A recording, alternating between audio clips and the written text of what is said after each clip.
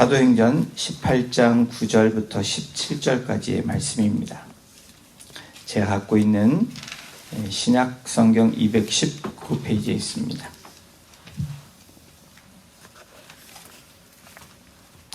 사도행전 18장 9절에서 17절까지의 말씀 찾으신 줄로 알고 함께 같이 9절부터 17절까지 합독하겠습니다. 밤에 주께서 환상 가운데 바울에게 말씀하시되 두려워하지 말며 침묵하지 말고 말하라. 내가 너와 함께 있음에 어떤 사람도 너를 대적하여 해롭게 할 자가 없을 것이니 이는 이 성 중에 내 백성이 많음이라 하시더라. 1년 6개월을 머물며 그들 가운데서 하나님의 말씀을 가르치니라. 갈리오가 아가야 총독되었을 때에 유대인이 일제히 일어나 바울을 대적하여 법정으로 데리고 가서 말하되 이 사람이 율법을 어기면서 하나님을 경외하라고 사람들을 권한다 하거늘 바울이 입을 열고자 할 때 갈리오가 유대인들에게 이르되 너희 유대인들아 만일 이것이 무슨 부정한 일이나 불량한 행동이었으면 내가 너희 말을 들어주는 것이 옳거니와 만일 문제가 언어와 명칭과 너희 법에 관한 것이면 너희가 스스로 처리하라. 나는 이러한 일에 재판장 되기를 원하지 아니하노라 하고 그들을 법정에서 쫓아내니 모든 사람이 회당장 소스테네를 잡아 법정 앞에서 때리되 갈리오가 이 일을 상관하지 아니하니라. 아멘. 이성적 판단을 앞질러서 감각적으로 느끼고 무의식적으로 반응하는 것을 두려움의 정서라고 이야기를 합니다. 두려움은 대부분 부정적 경험을 통해 학습되는 것이라고 말합니다. 저와 여러분들은 삶을 살아가면서 두려움이라는 것을 늘 경험하게 됩니다.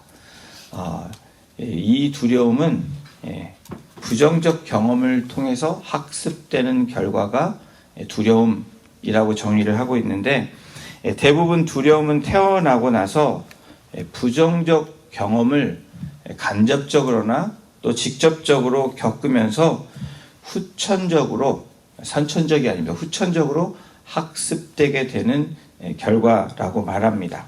예를 들어보면 누군가가 개를 무서워한다면 어린 시절에 개에게 물린 경험이 있거나 또 개에 대한 어떤 부정적인 것들을 경험한 분들이 개를 무서워하는 분이라는 겁니다. 두려움이 학습되는 것처럼 두려움에서 빠져나오는 그 길도 학습되어질 수 있다는 겁니다. 예를 들어서 병원에서 주사만 보고도 우는 아이들이 있습니다.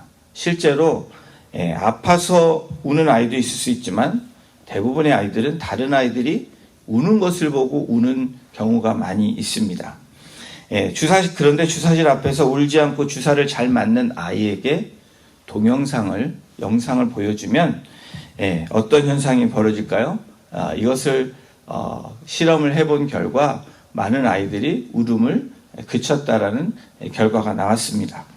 두려움은 그것이 아무리 크더라도 피하거나 피하지 말고 능동적이고 점진적으로 자신을 노출하면 두려움을 넘어서 자유로 나아갈 수 있다라고 학자들은 이야기합니다.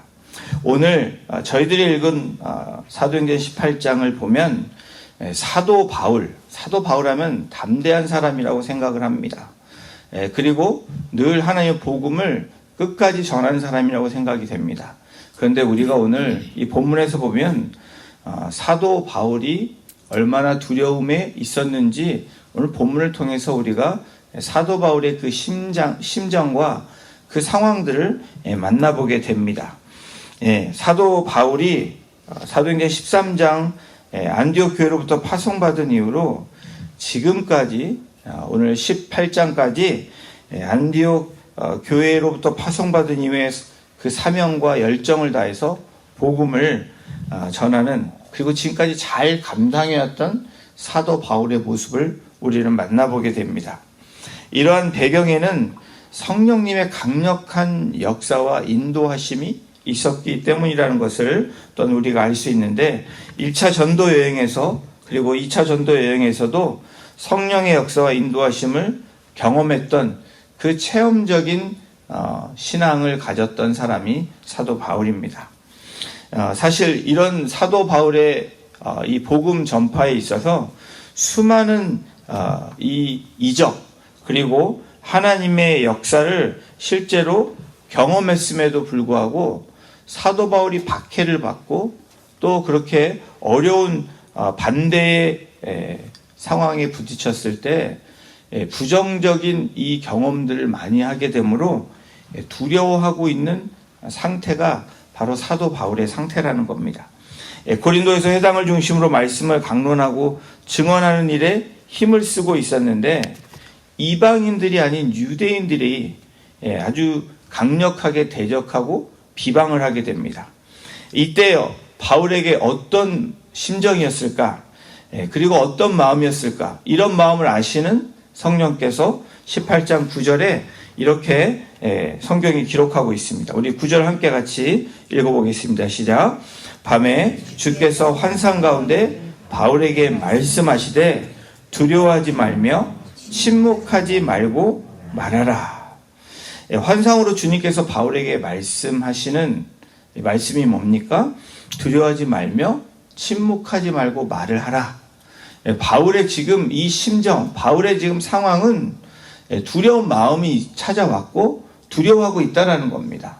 그런 마음을 아시는 성령께서 바울에게 두려워하지 말라라고 말합니다. 그리고 침묵하지 말고 입을 열어 말을 하라라고 말씀을 합니다. 이전에 도시들에서 복음을 전할 때마다 바울은 극심한 반대와 그리고 박해에 부딪혀 있었습니다.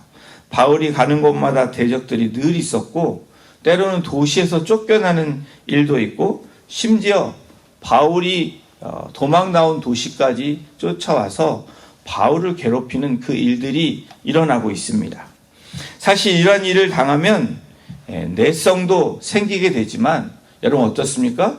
내성도 생기는 반면에 두려움이 늘 그 사람을 붙잡고 있다는 것을 오늘 바울을 통해서도 알 수 있습니다. 우리와 같은 이 모습을 가진 사도 바울의 모습도 어쩔 수 없는 사도 바울이라는 것을 우리가 알 수 있습니다. 이러한 상태로 바울은 고린도에 지금 있습니다. 그때 바울에게 성령께서 환상 가운데 말씀하십니다. 두려워하지 말라라고 말씀하시고 침묵하지 말고 말을 하라라고 말씀합니다.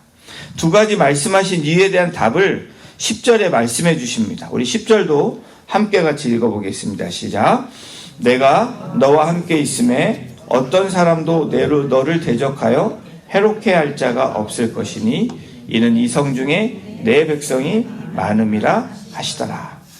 10절의 원문에 보면 두려워하지 말라라고 말씀하시고 그리고 이 입을 열어 말을 하라고 말씀하십니다.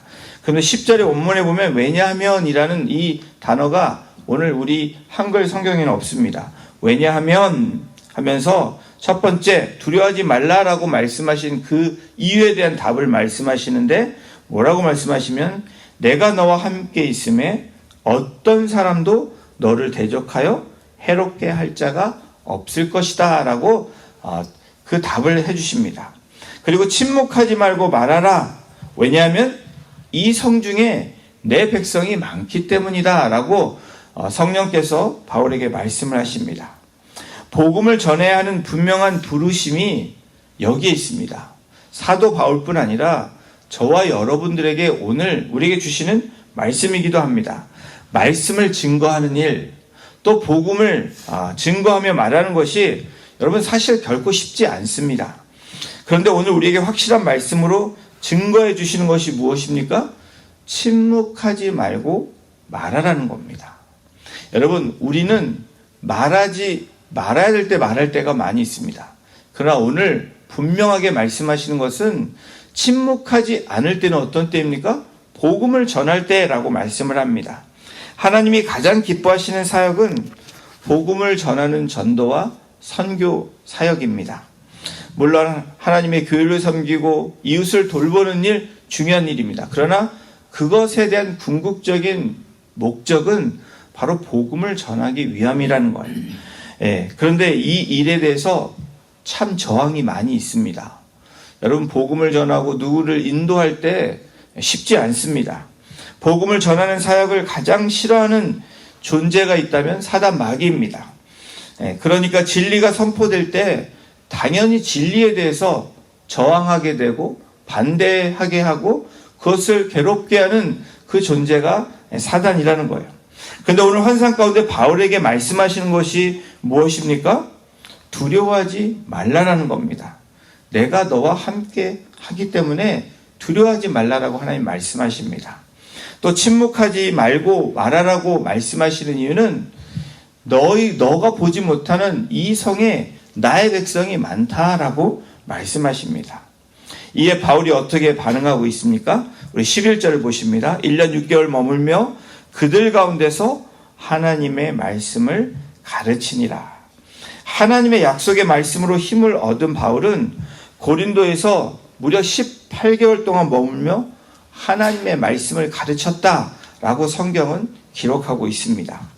도시와 도시를 다니면서 복음을 전하는 이 사도 바울에게 몇 개월이라는 시간, 그러나 몇 개월을 넘어서 1년 6개월, 18개월이라는 그 시간 동안 머물면서 한 곳에서 복음을 전하고 말씀을 가르쳤다라는 그 사실은 결코 짧은 시간이 아니라는 것을 알 수 있습니다. 사실 이전과 같이 바울을 위협하고 박해하는 일들이 발생했던 일들이 비일비재합니다. 분명히 그런 일들이 일어날 것을 경험했던 그런 학습이 바울을 두렵게 했지만 바울을 두렵게 하는 것을 뛰어넘게 하시는 것은 무엇입니까? 하나님의 약속의 말씀이라는 겁니다. 바울의 모습은 두려움에 있던 과거의 바울의 모습과는 다른 모습입니다.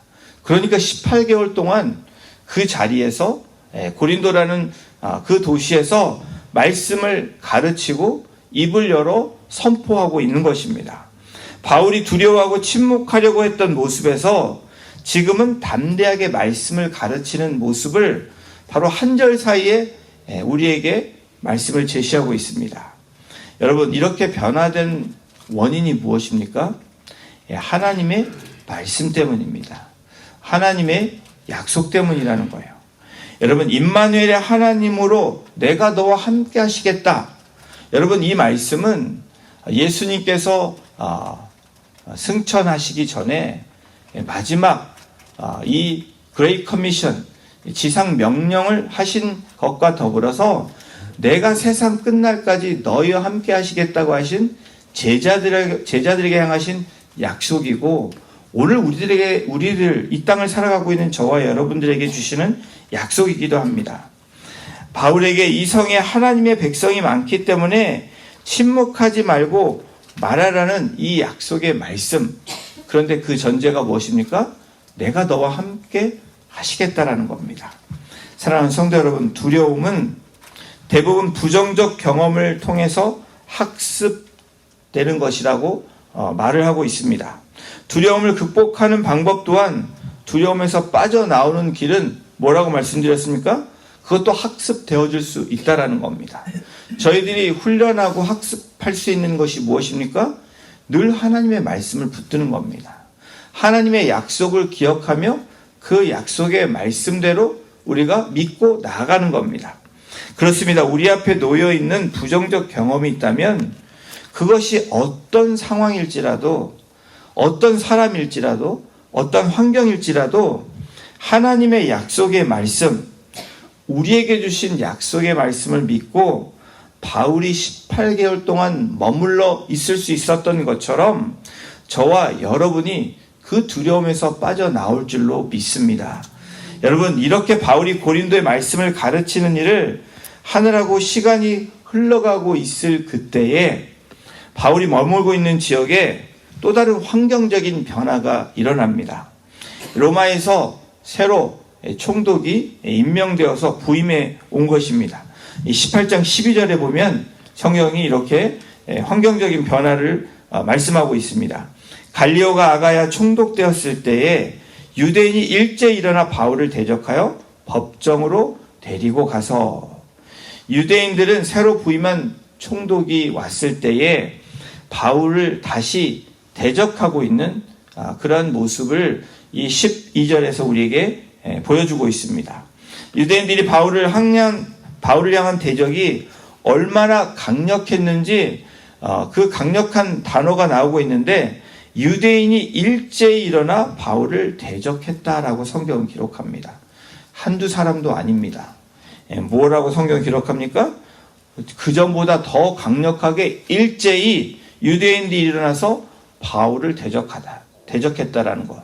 한 사람도 빠짐없이 모든 유대인들이, 고린도에 있는 유대인들이 바울을 대적했다라는 것을, 사실을 성경이 기록하고 있습니다. 고린도에 있던 이 사도 바울, 그리고 늘 사도 바울을 주시했던 이 유대인들이 바울을 대적하여 법정으로 끌고 간 것입니다. 그리고 바울에 대한 고소는 다음과 같습니다. 우리 13절을 함께 같이 읽어보겠습니다. 시작. 이 사람이 율법을 어기면서 하나님을 경외하라고 사람들을 권하니. 여기까지. 네. 사도 바울의 죄명은 무엇입니까? 율법을 어기면서 하나님을 경외하라고 사람들을 권한다라는 겁니다. 모든 유대인들이 일제히 일어나 심한 반대와 박해로 말미암아 사역을 중단시키는 그 일을 가져올 수 있는 이 사건이 사도 바울을 법정에 세우는 겁니다. 이 결정에 따라서 만약에 사도 바울이 유죄가 되면 이 판례로 인해서 다른 지방에 있는 이 총독들에게 이 사도 바울처럼 복음을 전하는 것이 막히게 되는 그런 절대 위기에 놓여 있는 상황입니다. 바울은 이러한 위기를 적극적으로 자신을 변호하려고 입을 여는 이 순간에 어떤 일이 일어났는지 우리 14절을 함께 같이 다시 한번 또 읽어보겠습니다. 시작. 바울이 입을 열고자 할 때 갈리오가 유대인들에게 이르되, 너희 유대인들아, 만일 이것이 무슨 부정한 일이나 불량한 행동이었으면 내가 너희 말을 들어주는 것이 옳거니와. 바울이 자신을 변호하려고 이런 위기 상황을 그렇게 직감한 사도 바울이 자신이 무죄임을 밝히려고 하는 그 순간에 어떤 일이 일어납니까? 총독 갈리오가 먼저 나서는 일이 일어납니다. 그리고 나서 다음과 같은 결정을 내립니다. 15절, 16절입니다. 만일 문제가 언어와 명칭과 너희 법에 관한 것이면 너희가 스스로 처리하라. 나는 이러한 일에 재판장 되기를 원하지 아니하노라 하고, 그리고 16절에 그들을 법정에서 쫓아내니. 유대인들을 법정에서 쫓아냈다라는 겁니다. 로마법에 어긋나는 일이 아니라면 유대인 너희들의 법은 스스로 너희들끼리 해결하라라는 그러한 명령을 내리고 유대인들을 쫓아낸 것입니다. 사랑하는 성도 여러분, 고난이 또 박해가 우리의 마음을 때로 흔들 때가 있습니다. 우리가 약속의 말씀을 믿고 나아가지만 때로는 우리에게 고난을 통해서, 환경을 통해서, 또 사람들, 주의를 통해서 우리의 마음을 흔들 때가 늘 우리의 삶 가운데 있다라는 사실입니다. 우리는 주님께 받은 명령, 주님께 받은 말씀을 그때, 그런 위기가 올 때, 마음이 흔들릴 때 우리가 기억해야 된다는 겁니다.